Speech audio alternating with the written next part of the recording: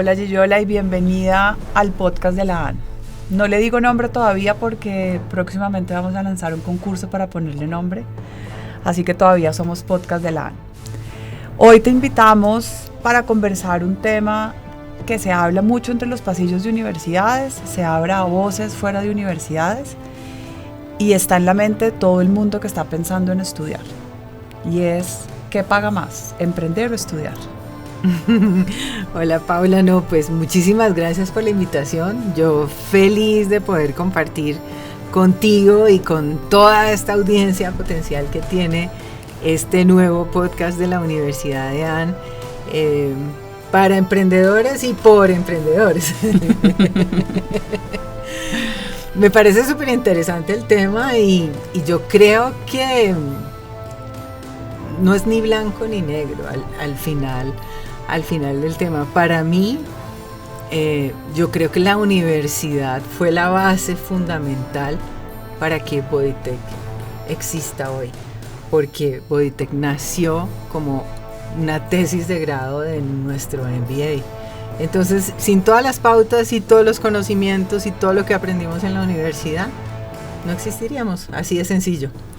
Oímos a muchas personas que hoy dicen que la universidad ya no vale la pena, que el retorno de inversión no se ve nunca, que las universidades están desactualizadas, que para ser empresa no se necesita.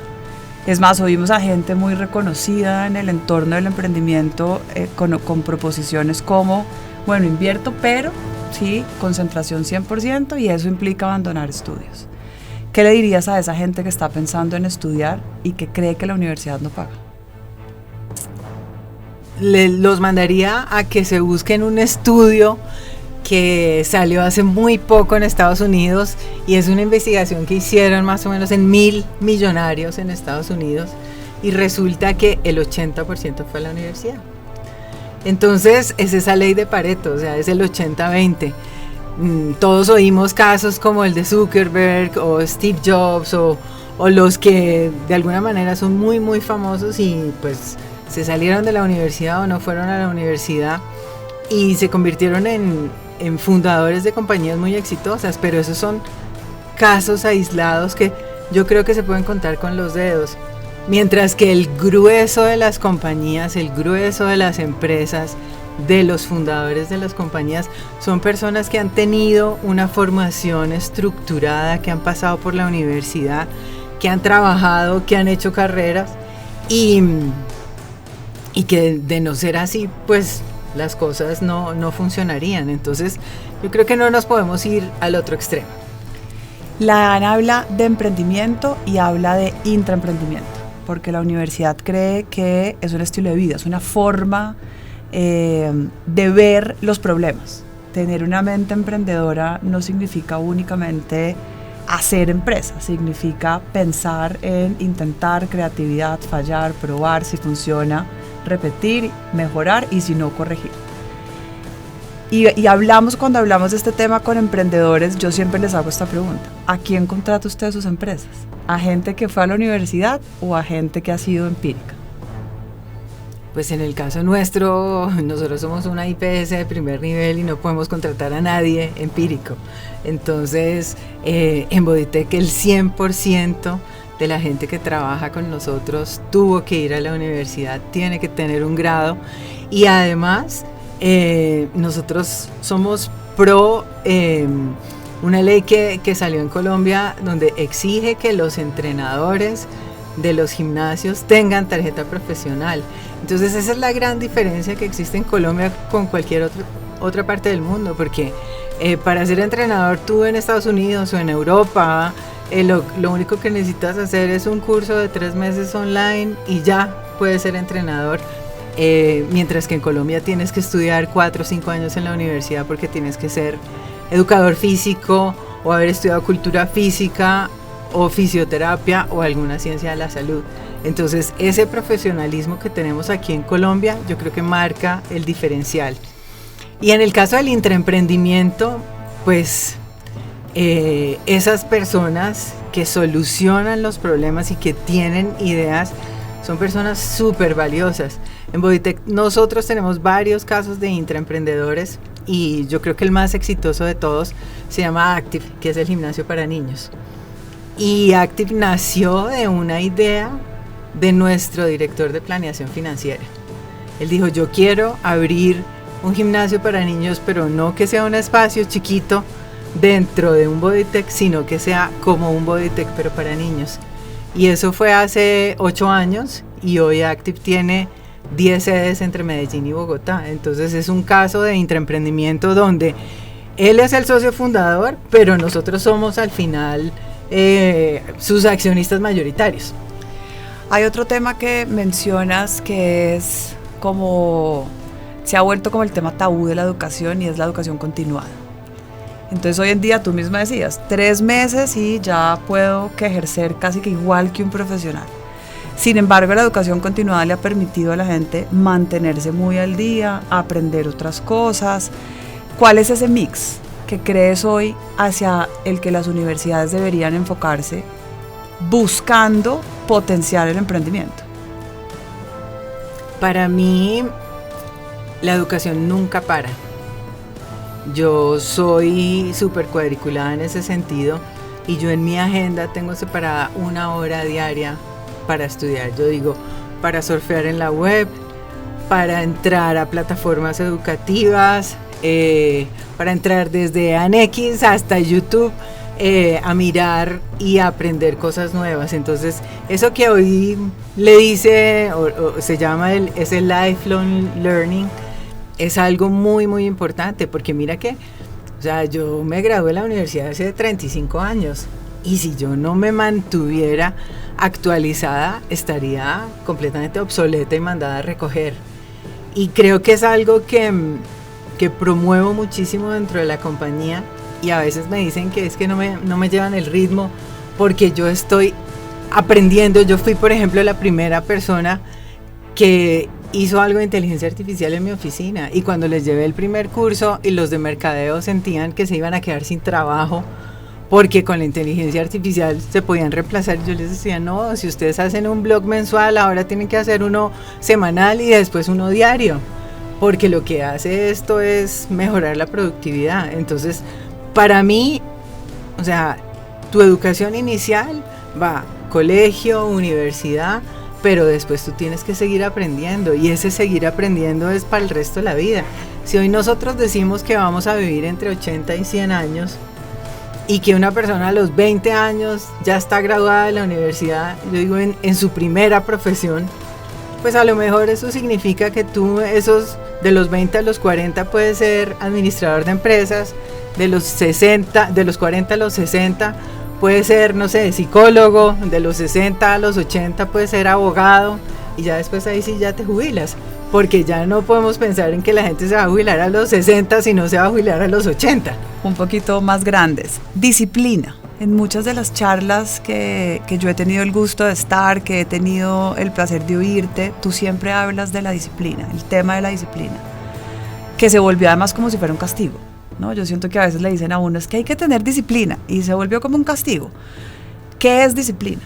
¿Cómo vender la disciplina, sobre todo en la educación, como algo que se vuelve de todos los días, que además debe disfrutarse? La disciplina es un hábito, y yo puedo hacer el símil con el ejercicio, y yo creo que la disciplina me la ha dado el ejercicio a través de toda mi vida. A mí me ha gustado hacer ejercicio desde siempre. Y Bodytech nació porque a Nicolás, mi socio, a mí nos gustaba hacer ejercicio cuando estábamos en la universidad. Entonces, tú ves la diferencia entre alguien que practica un deporte y alguien que no practica ningún deporte, que se levanta temprano, que hace su rutina de entrenamientos 1 o 2 horas al día, que tiene una alimentación sana, que tiene unos hábitos saludables. Lo mismo te pasa a ti en otros aspectos de tu vida. No solamente en el tema del bienestar y de la salud, sino también te pasa en el tema de la educación, en el tema profesional, porque mira que quiénes son las personas que avanzan en sus carreras, las que tienen disciplina. ¿Quiénes son las personas que se ganan los reconocimientos? Las que hacen las cosas bien. Yo a veces me pongo a pensar en los vendedores, por ejemplo. Y la gente cree que un vendedor nace. No, un Un vendedor no nace, un vendedor se hace a partir de unas metodologías específicas que requieren disciplina. Y en el caso nuestro, nosotros tenemos clarísimo que el modelo comercial es que yo tengo que hacer 40 llamadas o contactos al día para que me contesten 20 personas, para que de esas 20 yo logre hacer 10 citas de personas que van a ir a hacer un tour a conocer el gimnasio. De esas 10 aparecen 8 y de esas 8 tengo que cerrar 4 a 5. Y si yo logro eso en los 20 días que trabaja un asesor comercial al mes, tiene el 100% de probabilidades de llegar a su meta, de sobrepasar y de ser una estrella. Además de disciplina, ¿qué crees tú que se necesita? Yo, antes de que me respondas, que voy a contar una anécdota personal. Y para los que no saben, Yoyola también es consejera de la Universidad TEAN, así que a mí varias veces me ha tocado oír sus consejos. Y hasta cierto punto siempre te vi como una persona muy disciplinada. Hasta que hubo un muy mal día mío, laboral, y vi el lado humano de, hoy no te vi muy bien, ¿qué pasó? ¿Cómo estás? Y por eso pregunto, además de disciplina, que comparto en que es una de las cosas, creo que están más ligadas al logro y a conseguir lo que uno quiere en la vida, ¿qué más? ¿Qué más se necesita para estar en paz con las decisiones que uno toma después de la universidad? Hay una frase que nosotros repetimos mucho y es: duro con las ideas pero suave con las personas. Entonces, o sea, tú tienes una meta, tú tienes un propósito, pero todas esas cosas van atadas o van de la mano de quienes lo hacen, y quienes hacen todo son personas. Entonces, no solamente es el lado profesional, sino también es el lado humano y lo que tú tienes que vivir todos los días. Yo lo comparo con: nosotros vendemos un servicio, nosotros no vendemos bienes. Por decir algo, este micrófono, a mí no me importa si el que hizo este micrófono tenía hambre o sueño, o su hija estaba enferma, tenía gripa. A mí solo me importa que este micrófono funcione. Mientras que cuando tú das un servicio, en el caso de la universidad, que es un servicio educativo, o en el caso nuestro, que es un servicio de salud, que la persona que te reciba esté feliz, que sonría, que se sienta que le apasiona eso, igual que un profesor en la universidad. O sea, yo recuerdo muchos de los profesores que sentían esa pasión y que les encantaba enseñar, y no por el sueldo, por la plata, sino de verdad porque ese es su propósito en la vida y su inspiración. Entonces, para mí es muy, muy importante la persona. ¿Crees que lograste el propósito en la vida, en tu vida? Bueno, mi propósito como persona, yo creo que yo he tenido varios motivadores en mi vida. Cuando yo salí de la universidad, yo no duraba más de un año en ningún trabajo, porque me aburría, porque pensaba a los 6 meses que sabía más que mi jefe, quería que me subieran el sueldo, que me nombraran gerente, y eso pues es irreal. Entonces por eso cambié de trabajo muchas veces. Y entonces dije, quiero hacer algo para mí, y mi primer motivador era: no quiero trabajar para nadie más, porque yo pensaba que cuando uno es emprendedor tiene más tiempo libre, tiene más vacaciones, no tiene jefes, y estaba completamente equivocada, porque yo digo que hoy estoy conectada 7/24, tengo 350,000 jefes que son todos nuestros afiliados, y nunca me desconecto. Entonces, ese fue el primer motivador. Mi segundo motivador, para los que me han oído la historia de Bodytech, mi mamá hipotecó su casa para prestarme la plata para comenzar con este proyecto. Entonces, mi segundo motivador era que Bodytech tenía que funcionar, porque yo no podía dejar a mi mamá sin casa. Cuando esto ya se supera, mi siguiente motivador fue toda la gente que trabaja en Bodytech para nosotros. Entonces, estamos hablando de más de 3,000 familias, que son más de 10,000 personas que viven de Bodytech todos los días.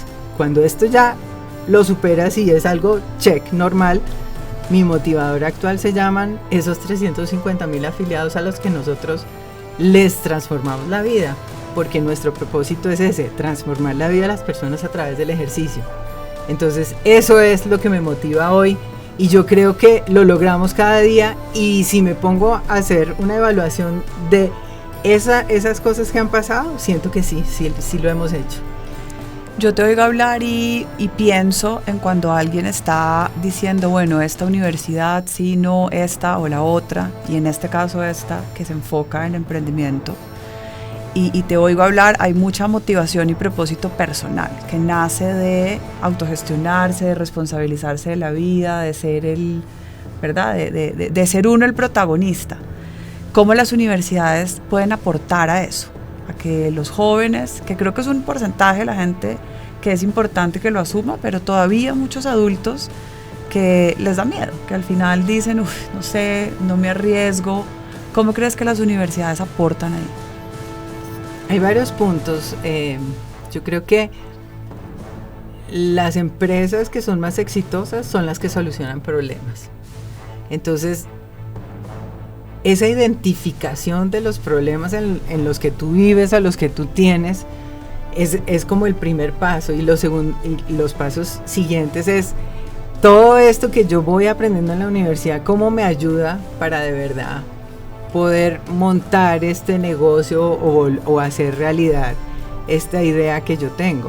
Entonces es como ese paso a paso. Además, yo creo que la universidad te da muchas cosas buenas que a los jóvenes hoy se les han olvidado. O sea, para mí la mejor etapa de mi vida fue la de la universidad, la de los amigos del alma, la de la diversión, la de la rumba, o sea, todas esas cosas de socialización que después de la pandemia desafortunadamente se perdieron en gran parte.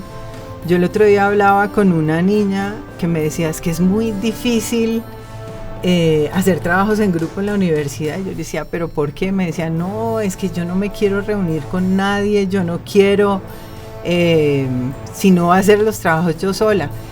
Y me pareció duro oír que una niña de 18 años te diga eso, te diga, yo no me quiero reunir con nadie, ni quiero socializar con otras personas. Entonces, para mí son las cosas malas que nos dejó el COVID.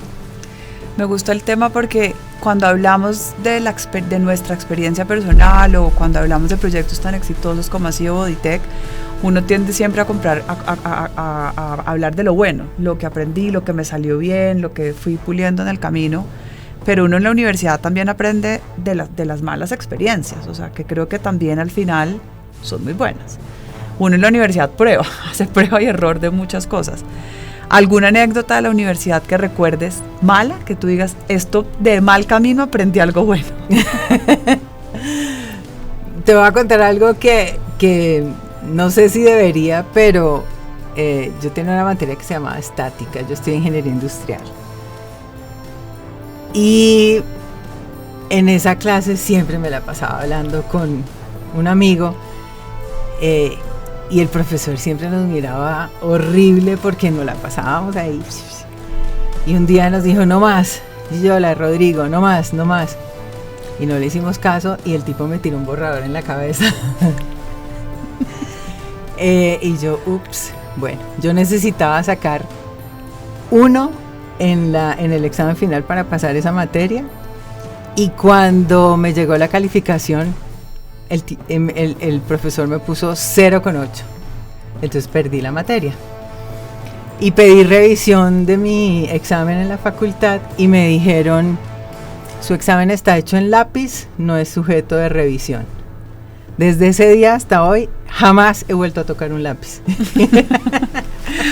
A mí me gusta eso porque hoy vendemos esta imagen de que todo el tiempo tiene que ser perfecto, ¿verdad? Y las redes sociales no nos ayudan mucho en ese camino, y la comunicación y la publicidad y el contenido siempre está súper enfocado en lo que hay que hacer bien.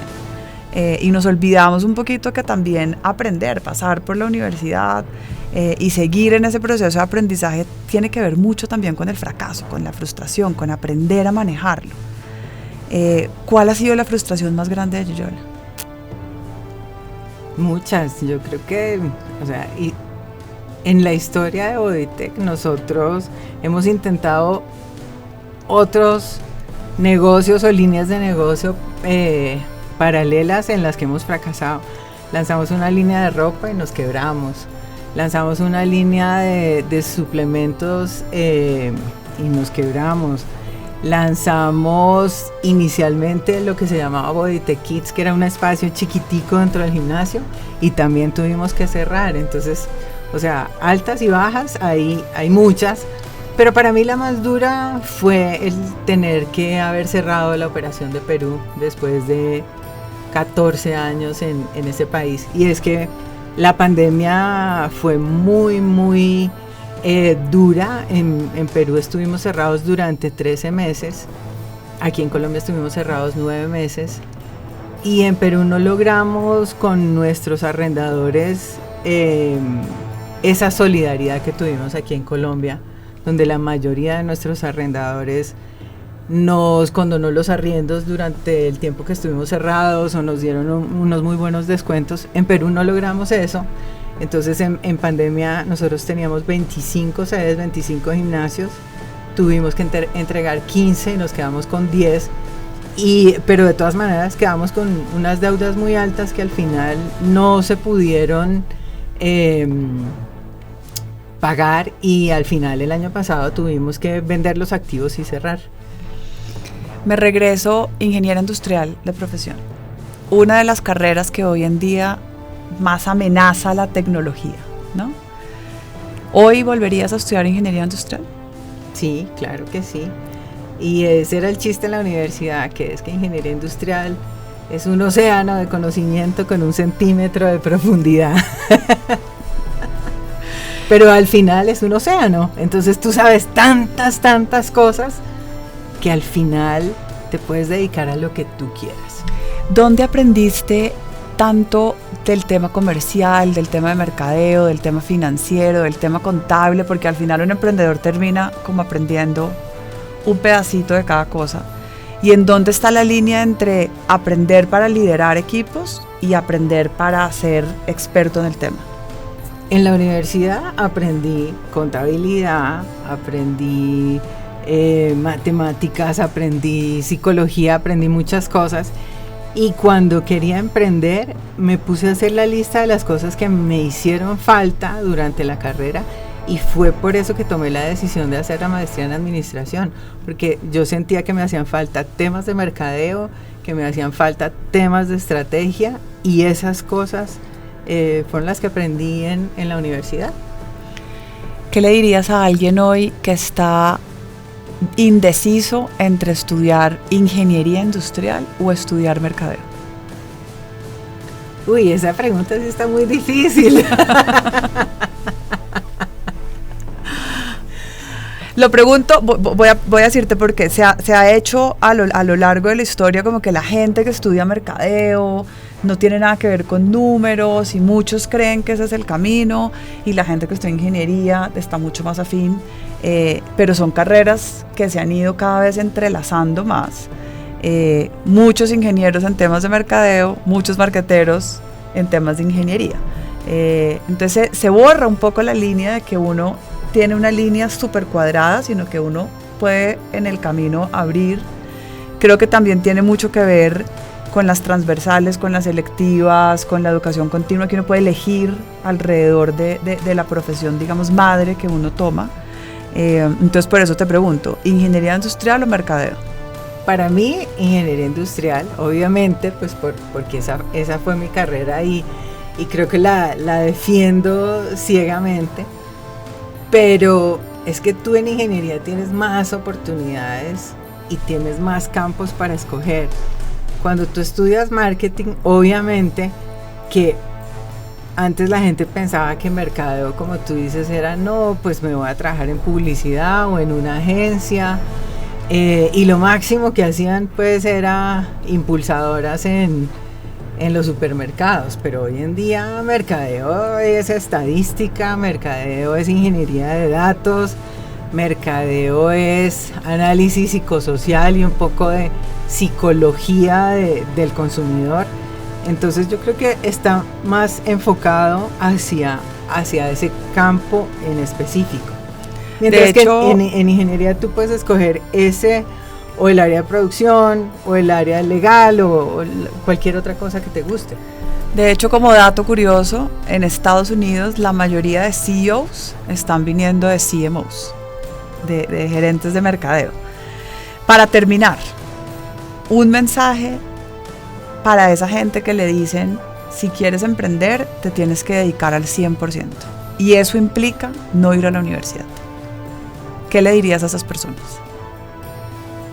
Para mí, lo más importante que tienes tú, eres tú mismo. No importa lo que cualquier otra persona te pueda decir o aconsejar. En el caso nuestro, yo creo que si le hubiésemos hecho caso a todo lo que nos decía la gente en el momento de arrancar, a lo que yo le llamo la miopía mental, no estaríamos donde estaríamos hoy en día. A nosotros nos dijeron, a Bogotá no le caben 2 Bodytechs, hoy hay 35 Bodytechs y 12 Athletics, que es nuestra segunda marca, más otros 700 gimnasios más. Entonces, no creas en lo que te digan los demás, sino cree en ti, cree en tus ideas y en tus capacidades. Para mí la universidad fue el motor y el pilar fundamental para la creación de nuestro emprendimiento. Yo estaría diciendo mentiras si dijera que en algún momento me imaginé que Bodytech iba a tener el tamaño de compañía que tiene hoy. Pero todo eso nació de la estructura que nosotros aprendimos en la universidad, cuando empezamos a hacer escenario pesimista, escenario normal, escenario optimista. O sea, eso no lo encuentras tú, a menos que seas como de ese 10% de la población que aprende porque le gusta aprender y no porque le toca. Entonces la diferencia entre uno y otro es que a ti en la universidad te dan todo estructurado, de la A hasta la Z, y después tú lo vas a aplicar. Cuando tú lo haces solo, pues vas a tener muchísimos altibajos y no vas a saber por dónde comenzar. A lo mejor puedes tener la suerte de tener mentores o de ir por el camino afortunado, por el camino correcto, pero yo creo que es mucho más fácil si lo haces guiado por una universidad. Yoela, muchísimas gracias. Que no sea la última vez que estás en el podcast de la AN. No, Paola, muchísimas gracias a ti, gracias a todos y como digo yo siempre, estos espacios para mí son súper enriquecedores y el objetivo primordial es que por lo menos una persona salga inspirada de lo que conversamos hoy. Así que gracias de verdad por la invitación.